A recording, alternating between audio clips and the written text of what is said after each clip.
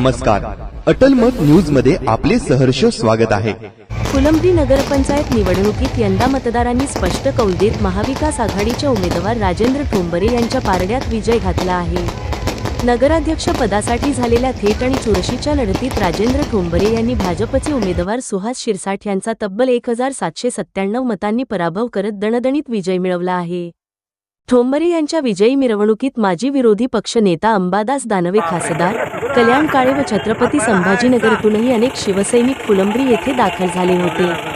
या निवडणुकीकडे संपूर्ण तालुक्याचे लक्ष लागले होते. प्रचारादरम्यान दोन्ही उमेदवारांनी जोरदार शक्तीप्रदर्शन करत मतदारांपर्यंत पोहोचण्याचा प्रयत्न केला होता. मात्र विकासकामांचा मुद्दा, स्थानिक प्रश्नांची जाण आणि निकाल लागताच नगराध्यक्ष राजेंद्र ठोंबरे यांचा दाखवा ताफा पानवाडी या गावाकडे वळाला व येथे नागरिकांनी राजेंद्र ठोंबरे यांचे जोरदार स्वागत केले. येथे मुस्लिम मतदारांचे वर्चस्व आहे, इथले मतदान हे निर्णायकच होते. विजयानंतर बोलताना नवनिर्वाचित नगराध्यक्ष राजेंद्र ठोंबरे यांनी फुलंब्रीकर जनतेचे आभार मानले. जनतेशी असलेला थेट संपर्क यामुळे मतदारांनी ठोंबरे यांना स्पष्ट बहु टू द पॉवर ऑफ 7 मत दिल्याचे निकालातून दिसून परिवर्तन करून टाकलं. अजून बहुमत तुमचं आलं तर काय? फुलंब्री आणि पानवाडी दोन्ही ठिकाणी आमचे 12 उमेदवार विजयी झालेले. सर्व जनतेने महाविकास आघाडीच्या सर्व उमेदवारांना बहुमताने निवडून दिलेलं आहे आणि ही खूप मोठी जबाबदारी या निवडणुकीमध्ये जनतेने आमच्यावर टाकलेली आहे. जनतेने जो विश्वास आमच्यावर टाकला महाविकास आघाडीवर, हा विश्वास आम्ही सार्थ करू. पूर्ण 5 वर्षात सगळ्या लोकांचे जे राहिलेले कामं आहे, जे झालेले कामं आत्तापर्यंत नाही आहेत, ते सगळे कामं आम्ही करणार. जे आम्ही शब्द दिले आहेत पूर्ण शब्द पाळून सगळ्या जनतेचे कामं करू.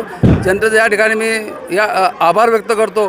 खूप मेहनत करून सर्व कार्यकर्त्यांनी, पदाधिकाऱ्यांनी आणि मतदारांनी आम्हाला या ठिकाणी नगरपंचायतमध्ये बहुमताने निवडून दिलं. त्याबद्दल सर्वांचे आभार, धन्यवाद.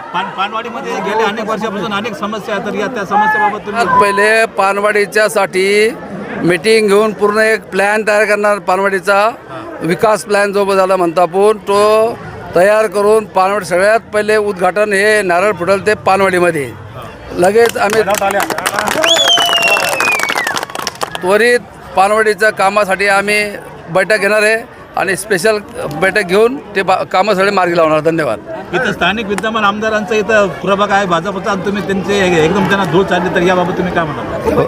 आमदारचा प्रभाव कधीच झालेला नव्हता. आमदार आता निवडून आलेले आहे आणि आमदार पहिल्यांदा जिल्हा परिषद सदस्य होते, त्यांचा फुलंब्रीशी काही संबंध नव्हता. आता निवडून आलेले आहे, परंतु स्थानिक प्रशासन, आमदार असेल, खासदार असेल, पदाधिकारी, तहसीलदार व सगळ्यांना सोबत घेऊन आम्हाला काम करावं लागणार आहे. आता निवडणूक संपली, राजकारण संपलं. आता कोणाच्या टीका टिप्पणी न करता आपल्याला विकास काम करायचं, सगळ्यांना सोबत घेऊन काम करायचं आहे. आणि या ठिकाणी फुलंब्रीमध्ये आणि पानवाडी सर्व समाजाला आम्ही सोबत घेणार आहे. 18 पगड जातीचे लोक या ठिकाणी राहतात. अनेक लोक या ठिकाणी आपल्यासोबत आहे, सगळ्यांच्या आघाडीसोबत आहे. तर सर्व लोकांचं काम करणं आपलं कर्तव्य आहे आणि म्हणून सर्व लोकांना सोबत घेऊन काम करणार आहे. भाऊ, इथल्या लोकांच्या हातात होतं, कोणाला विजय करायचं, कोणाला पराजय करायचं, याच्याबद्दल नागरिकांचं कसं म्हणतो? थोडं निर्णायक मतदान होतं इथे. हे सर्वात महत्त्वाचं मतदान, विजयाचा निर्णायक मतदान इथे होता. पानवाडीला जो निर्णायक मतदान होतं हे पहिल्या दिवशीपासून धरलेलं होतं.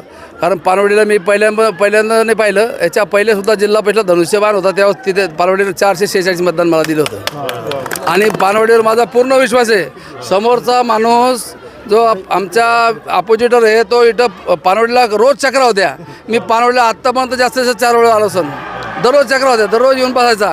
म्हणजे ज्याला त्या गावावरती, मतदारावरती विश्वास नसतो, तो कायम त्याकडे चक्रा मारत असतो. माझा पूर्ण विश्वास पानवाडीवर होता आणि माझा पूर्ण विश्वास पानवाडीनं सार्थक केलेला आहे. त्यामुळं पानवाडीचा माझा जो पानवाडीवर विश्वास तो कधी पण तुटणार नाही. मला पूर्ण शाश्वती आहे. तर राहिलेले जे बाजूला राहिलेले 175-73 ते सुद्धा पूर्ण येतील, एवढं मी नक्की सांगतो.